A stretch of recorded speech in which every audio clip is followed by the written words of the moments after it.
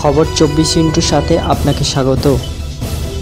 নতুন নতুন খবর জানার জন্য আমাদের চ্যানেলে চোখ রাখুন। নমস্কার, খবর 24 সাথে আপনাদের স্বাগত। দর্শক, অন্ধকার মহাদেশে পড়েছে চীনের কুনজর। সুযোগ বুঝে সেখানকার যা কিছু ভালো সবটাই লুটের পরিকল্পনা রয়েছে বেজিংয়ের। ব্যাপারটা নজরে আসতেই নড়েচড়ে বসেছে সুপার পাওয়ার আমেরিকা। শুধু তাই নয়, দাবার পাল্টা চালে ড্রাগনকে মাত দিতে উঠে পড়ে লেগেছে ওয়াশিংটন। দুই শক্তিধরের এহেন শটেসাট্টং মনোভাবে প্রমাদ গুনছে গোটা বিশ্ব।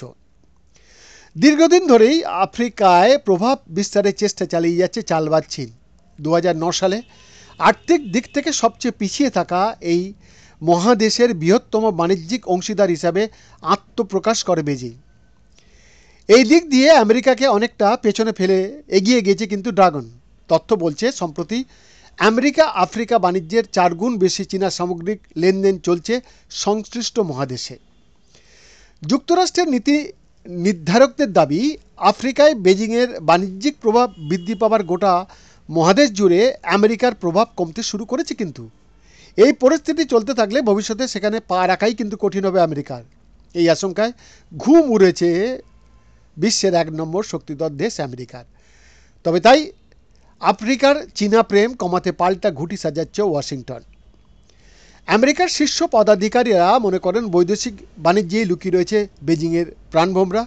ফলে পরিকাঠামোগত উন্নয়নের মাধ্যমে আফ্রিকায় ব্যবসা বাড়াতে পারলে ড্রাগনের শরীরে ধরবে ক্ষয়। সেই লক্ষ্যে সাফল্য পেতে লোবিটো করিডর নির্মাণের সিদ্ধান্ত নিয়েছে স্ট্যাচু অব লিবার্টির দেশ। গত বছর 2023-এর প্রথমবার এই আর্থিক করিডর প্রকল্পের কথা দুনিয়ার সামনে আনে আমেরিকা। এতে তৈরি হবে 1300 কিলোমিটার লম্বা রেলপথ। আঙ্গোলার লোবিটো বন্দর থেকে শুরু হবে রেল লাইন পাতার কাজ। মধ্য আফ্রিকার গণতান্ত্রিক প্রজাতন্ত্র কঙ্গো ও দক্ষিণ আফ্রিকার জাম্বিয়ার মধ্যে দিয়ে এগিয়ে যাবে এই রেল লাইন। ব্যবসার জন্যে কি না করতে হয়। বৈদ্যনাথ দাসের রিপোর্ট, খবর 24/7।